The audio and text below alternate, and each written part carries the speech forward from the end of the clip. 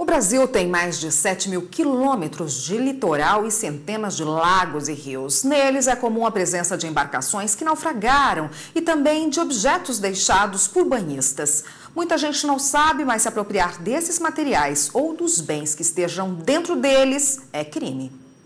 São mais de 20 anos de experiência com mergulho. A lista de objetos encontrados pelo Felipe é extensa, a maioria perdida no Lago Paranoá, em Brasília. Achamos câmeras, chave de veículos, óculos, smartphones, materiais que são descartados, lixo mesmo, né? Material plástico principalmente. O mergulhador conta que sempre que isso acontece, a primeira atitude tomada por ele é tentar encontrar o dono. No caso de uma das câmeras, por exemplo, o aparelho era de um conhecido, que acabou recuperando o objeto perdido. Quando não consegue localizar o proprietário, o mergulhador faz o aviso ao órgão competente. Muitos banhistas deixam de fazer esse procedimento. Mas achar objetos em lagos, rios ou no mar e se apropriar deles sem tentar encontrar o dono ou comunicar à Marinha é crime. O procedimento correto para devolução é estabelecido pela Lei 7.542, de 86.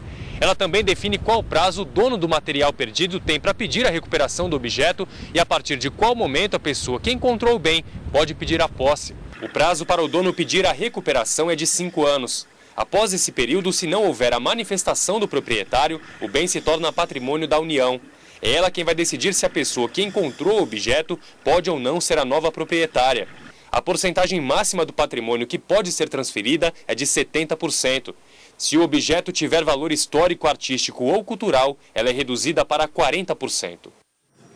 Bom, e para falar mais sobre esse assunto, nós convidamos o advogado Márcio de Oliveira, que está aqui no estúdio hoje. Boa tarde, doutor. Boa tarde. Bom, a gente viu aí na matéria, né? Ficar com algum objeto, com um bem que não é da gente, é crime, não é? E qual a penalidade para isso, nesses casos? Isso, no caso de objetos perdidos e naufragados, a Lei 7.542, ela é específica, ela fala que realmente devem devolver esses objetos.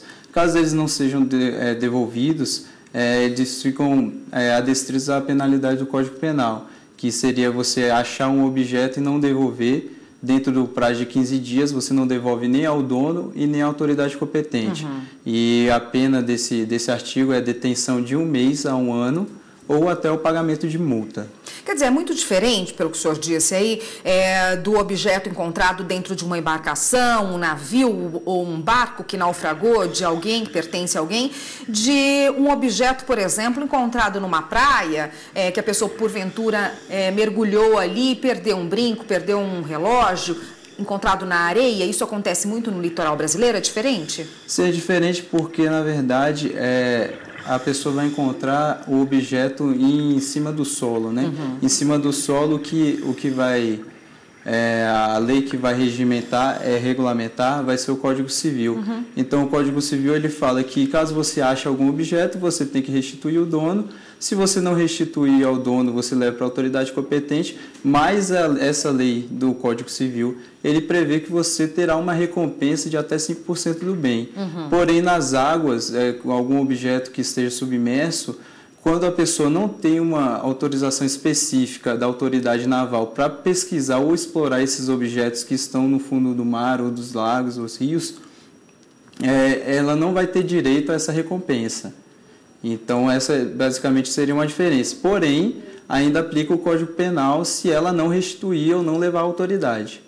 Quando há algum acidente com alguma embarcação, há um prazo para que o dono da embarcação ou familiares do dono dessa embarcação recuperem os bens que possam estar ali naquela embarcação? Sim, o responsável pela embarcação, ele tem um prazo de 5 anos para entrar em contato com a autoridade naval e pedir uma autorização específica para pesquisa e remoção desses bens. E se ele não fizer, a União ela vai dar como perdimento esses bens e ela vai adotar todos os procedimentos para ficar com o domínio desses bens. Há necessidade de algum tipo de autorização para realizar a busca por tesouros, né, que estejam aí, por bens que estejam dentro de embarcações? Sim, a necessidade da autorização, ela se justifica principalmente por causa da recompensa, né? Se você não tiver nenhuma autorização para pesquisa, para exploração desses bens e até a remoção, você não vai ter direito a nenhuma recompensa. O artigo 28 da Lei 7.542 ele fala que a pessoa que encontrar e ela não restituir o bem à autoridade e ela remover do local também, ela não tem direito de pedir qualquer recompensa porque ela não tem essa autorização específica da autoridade naval. Qual a instância da justiça que atua nesses casos? Nesses casos, como a gente está falando de uma lei federal, né, seria a Justiça Federal e também ele ia responder penalmente, né, junto à Justiça Federal. A pessoa que encontrou ouro, por exemplo, independentemente de bem, moeda de ouro ou objeto de grande valor, né, pode ficar com esse achado se não estiver dentro de uma embarcação, por exemplo? Se não estiver dentro da embarcação, aí a lei que regulamentar vai ser o Código Civil. Se ela encontrar o ouro e ela tiver autorização para estar na propriedade, ela terá direito a 50% desse bem e que vai dividir com o proprietário. Se o proprietário realmente achar, ele vai ter direito, que é o que a gente chama, é o Instituto do Tesouro, que está contido no Código Civil. Então, se estiver na embarcação ou no solo, aí o que vai regulamentar mesmo vai ser o Código Civil. No caso de estar naufragado, estar afundado, aí o que vai regulamentar seria a Lei 7.542. Tá ótimo. A gente continua nesse assunto no próximo bloco. Só um minutinho, por favor. Nós estamos de volta com o Jornal da Justiça e para falar hoje aqui na bancada nós convidamos o advogado Márcio de Oliveira que conversa conosco sobre os tesouros perdidos no mar, ou seja, aqueles bens que naufragam junto com embarcações e também são achados no litoral brasileiro. O senhor estava dizendo, né, da diferença do bem encontrado numa embarcação para aquele encontrado na praia, a diferença é bem grande, né? Mas quando a gente pensa num naufrágio, por exemplo, a gente pode lembrar do Titanic, desses barcos grandes que naufragam até com objetos artísticos, objetos de arte dentro deles, né? Neste caso, há previsão de indenização se uma obra de arte, um objeto de grande valor desse for recuperado de uma embarcação dessas? Quando se trata de um patrimônio de valor artístico, arqueológico ou histórico, desde que a pessoa ela tenha a devida autorização para fazer essa exploração, essa remoção dos objetos, ela pode sim ter uma recompensa, mas essa recompensa ela é abaixo da recompensa normal de qualquer outro objeto, porque o patrimônio histórico, arqueológico, cultural ele vai ser de domínio da União. Então, essa pessoa ela vai poder ter a adjudicação desses bens em até 40%. Se não fosse um patrimônio histórico, artístico ou cultural, ela poderia receber até 70%. É interessante quando a gente fala do Titanic, porque também tem as convenções, tem uma convenção das Nações Unidas sobre o Direito do Mar, que ela fala que se for encontrada alguma embarcação com algum patrimônio artístico, histórico ou arqueológico, o país que encontrar, o Estado que encontrar, ele tem o dever de proteger esse patrimônio até que seja resolvida a questão de quem realmente vai ser dono da embarcação.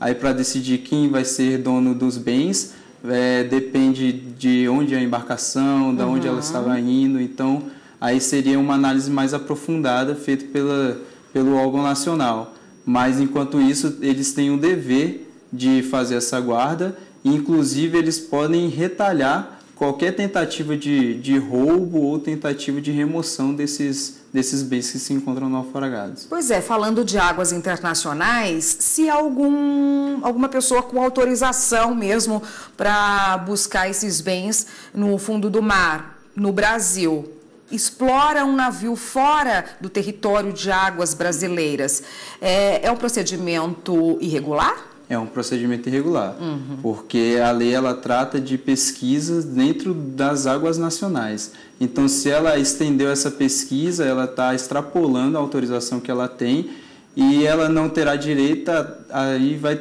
entrar, na verdade, na regulamentação internacional, né?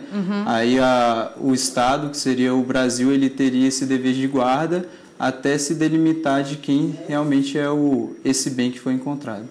E falando de terra firme, se uma pessoa está fazendo uma obra em casa ou mesmo cavando um poço e descobre algum bem natural, alguma jazida de algum minério ou petróleo no fundo de casa, como é que fica essa questão?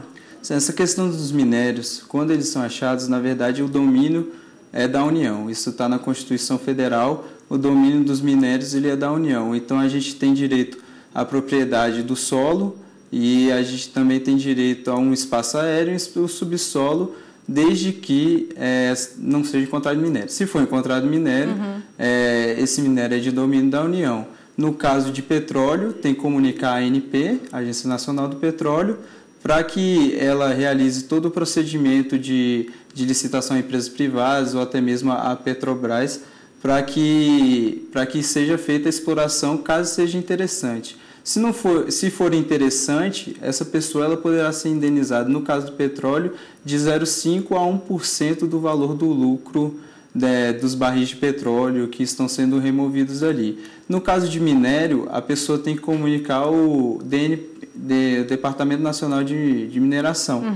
E também aí, para explorar, ele primeiro vai ter que tomar alguns procedimentos. Ele vai ter que ver se não tem ninguém explorando, alguém fazendo alguma pesquisa naquela região e depois pedir autorização para realmente fazer essa exploração.